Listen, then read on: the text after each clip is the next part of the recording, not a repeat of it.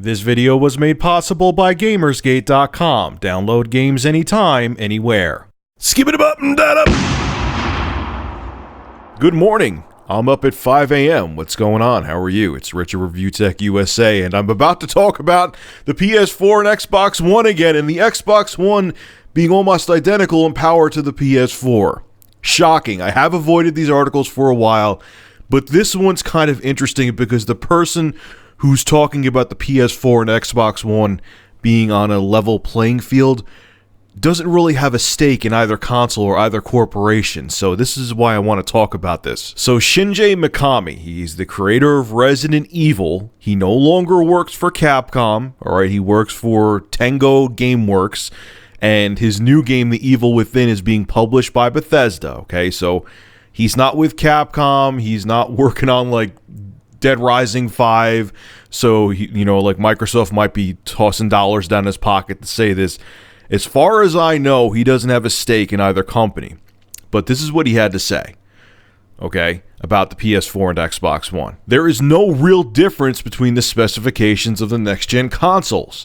We only need one console. Why do I have to make two versions of a game? And when Xbox One was first announced, it had lower specs than PS4, but now they're almost identical, so either will do. So his game, The Evil Within, is coming out for every platform, minus the Wii U, unfortunately, under the sun.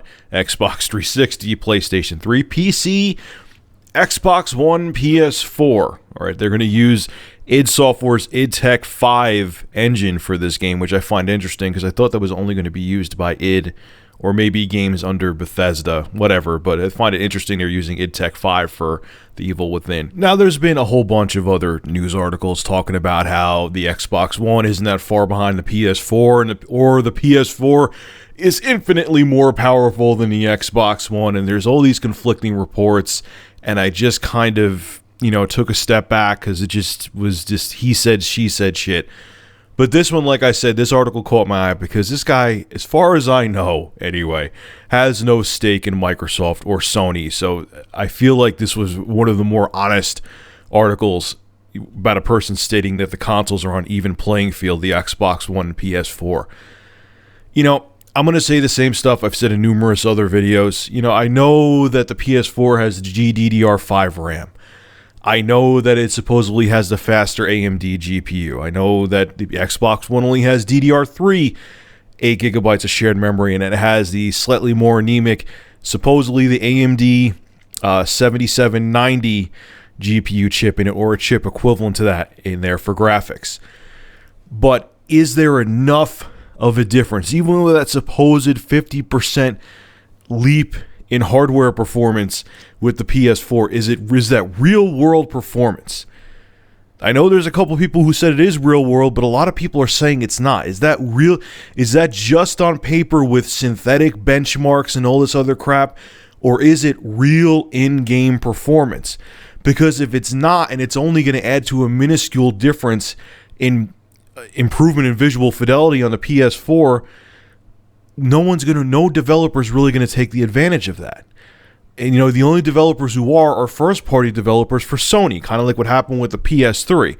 Now, granted, the PS4 is a much simpler architecture, so it wouldn't be as much of a stretch or as much work for a development team to take advantage of the hardware performance of the PS4 if it's worthwhile to. But if it isn't, we're not going to see a real difference in between multiplats on the Xbox One and PS4.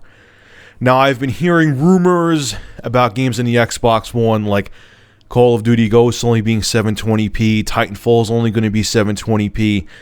They're rumors, though. We have to wait and see. But for anyone who thinks that it's going to be like back in the days of the SNES and Genesis, where games on the SNES at times looked a shitload better, in most cases, than their Genesis counterparts, those days are over, man. The consoles, due to the fact that games are so expensive to develop, they had to make the hardware identical almost on the PS4 and Xbox One. They couldn't have gone with different architectures like they even did with the 7th generation with the cell processor, because the development teams didn't have the time and money and resources to waste on a bunch of different platforms with a bunch of different architectures.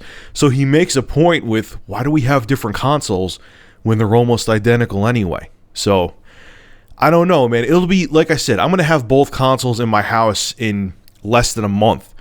And you know what? I'm going to get Battlefield 4 for the Xbox One, the PS4, and the PC. And I'm going to make a graphics comparison video with the best settings possible.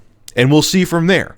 You know, it's a launch title, so I know people are going to use that as defense. So if the game looks inferior on the PS4 or Xbox One, people are going to throw that up. But we'll see. The consoles are coming out in less than a month, and we'll see if there's a difference with multiplats on the two next-gen systems. And yes, I know I said Dead Rising 5. I don't know where that came from. Maybe I was thinking of id Tech 5 when I said that. All right, guys.